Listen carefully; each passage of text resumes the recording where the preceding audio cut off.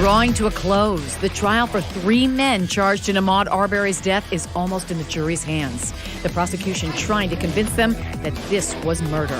3 on 1, 2 pickup trucks, 2 guns. Mr. Arbery, nothing in his pockets. Not a cell phone, not a gun, not even an ID. They want you to believe that he is the danger to them. And one of the defense attorneys asked for a mistrial because of a rally going on outside.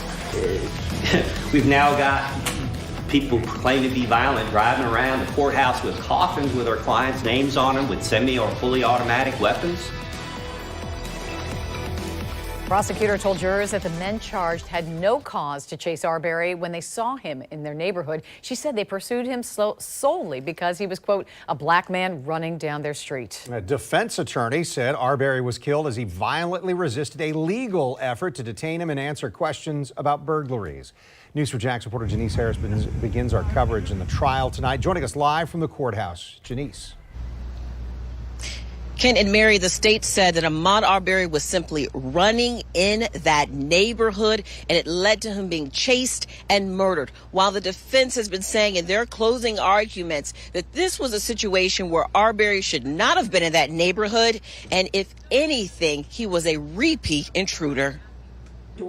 Closing arguments began with the state. Prosecutor Linda Dunikowski said Travis McMichael, Greg McMichael, and William Bryan made decisions in their driveways that led to Ahmaud Arbery's death. All 3 of these defendants made assumptions about what was going on that day, and they made their decision to attack Ahmaud Arbery in their driveways because he was a black man running down the street. They want you to believe that he is the danger to them, and Mr. Rubin said it in the opening statement.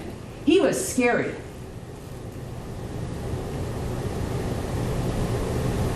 So here's the thing.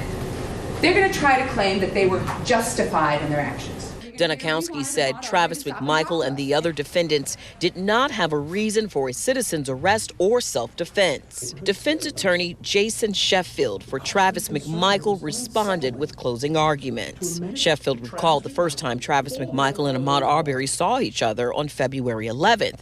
McMichael thought Arbery had a gun, but one was never found. Sheffield said that was enough suspicion leading up to the deadly shooting on February 23rd. It is unreasonable to think that he's going back there for some lawful purpose after being run out of there 3 times before. Sheffield recalls the day Arbery was killed. While Travis is saying, stop, do not come any closer, stop right there, stop. No gun in his hand, just saying, stop, do not come any closer. Now at this moment, Travis has already had his experience, obviously, where he reached for the gun before, where he was acting bold. He's not going to forget that. Both sides argue the video tells the true story of what happened, but now the jury will soon decide what it shows. Ahmaud Arbery trying to get away from his killers, or 3 men defending themselves and their neighborhood.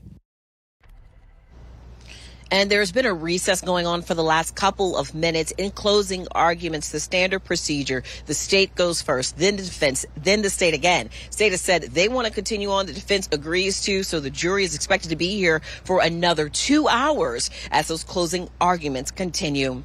Reporting live from the Glenn County Courthouse, Janice Harris, Channel 4, the local station.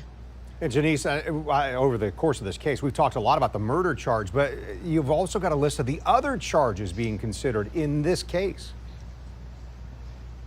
Yes, there are a couple, actually. There's criminal attempt to commit a felony, false imprisonment, aggravated assault with a shotgun, and also that felony murder charge that you mentioned.